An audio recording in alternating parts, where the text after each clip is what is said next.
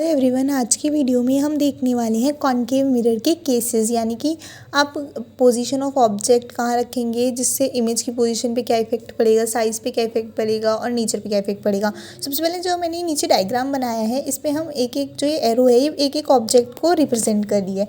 सबसे पहले हम देखेंगे जब हम ऑब्जेक्ट को बिटवीन पोल एंड फोकस के बीच में, हम ऑब्जेक्ट को पोल और फोकस के बीच में रखेंगे तो हमारी जो इमेज होती है वो बिहाइंड द मिरर बनती है, यानी कि मिरर के इस साइड पे इमेज बनेगी। ठीक है, सो ये हमें याद रखना है कि हमारा ऑब्जेक्ट पोल और फोकस के बीच में तो हमारा बिहाइंड द मिरर इमेज बनेगी।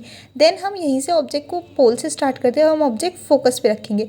जब हम ऑब्जेक्ट फोकस पे रखते हैं तो हमारी इमेज बनती है हमारी इन्फिनिटी पे। इन्फिनिटी पे इमेज बनती है तो वो हम शो नहीं कर पाते हैं, पैरेलल लाइन से शो होती है, वो हम पता है, वो केस की बात हो गई। देन हमारी इसके बाद हम जब इन्फिनिटी पे ऑब्जेक्ट रखते हैं तो अब की बार हम जो ऑब्जेक्ट है वो इन्फिनिटी पे रखेंगे तो हमारी पोजीशन आएगी इमेज की फोकस पे। तो हम इसके बीच में एक रिलेशन लगा सकते हैं। आप सेकेंड और थर्ड वाला पॉइंट देखिए यहाँ पे कि जब भी हमारा ऑब्जेक्ट इन्फिनिटी पे होगा तो इमेज हमारी फोकस पे बनेगी, और जब हमारा ऑब्जेक्ट फोकस पे होगा तो हमारी इमेज इन्फिनिटी पे बनेगी। तो इन दोनों के बीच में आप एक बिठा सकते हैं। देन इसके बाद हमारा सेंटर पे, जब हमारा ऑब्जेक्ट सेंटर पे होगा तो हमारी इमेज भी सेंटर पे ही बनेगी, एट सी।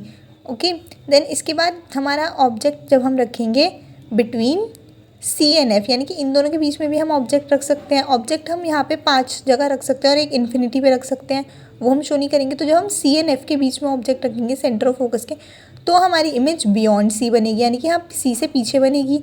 और जब हम ऑब्जेक्ट बियॉन्ड सी यानी कि यहाँ रखेंगे ऑब्जेक्ट तो हमारी इमेज बनेगी बिटवीन सी एंड एफ। तो हम इसको अब याद कैसे कर सकते हैं? तो सबसे पहले हम ये याद कर लेंगे कि जब भी हमारा ऑब्जेक्ट पोल और फोकस के बीच में तो हमारी इमेज बनेगी behind the mirror.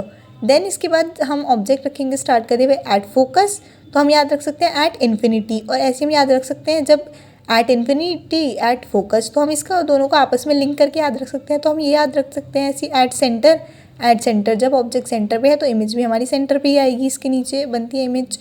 And then उसके बाद हमारा याद रख सकते हैं जब हमारा बिटवीन सी एंड एफ तो हमारा बियॉन्ड सी, और जब बियॉन्ड सी तो हमारा बिटवीन सी एंड एफ। तो हम ऐसे रिलेशन बना के पोजीशन याद कर सकते हैं ऑब्जेक्ट और इमेज की। तो इसके बाद हम नेचर की बात करें तो नेचर याद करना आसान रहता है इसमें, क्योंकि हमारा सिर्फ जो बिटवीन पी एंड एफ यानी हमारा फर्स्ट केस है उसमें ही हमारी वर्चुअल एंड इरेक्ट इमेज बनती है। वर्चुअल एंड इरेक्ट इमेज कब बनती है हमारी? जब हमारी इधर की साइड यानी कि राइट साइड पे हमारी, जब ये राइट साइड पड़ी है तो ये राइट साइड पे जब हमारा ऑब्जेक्ट होगा तो हमारी वर्चुअल एंड इरेक्ट इमेज बनेगी।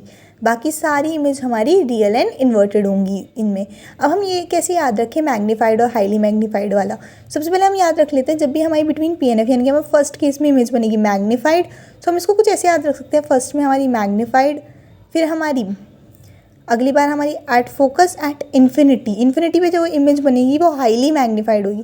पहले हम कहते हैं मैग्नीफाइड, फिर हमारी हाईली मैग्नीफाइड, फिर हम कह देंगे एट सी सेम साइज़, फिर हमारी बोलेंगे हम diminished between C and F, और फिर हमारी बनती है यहाँ पे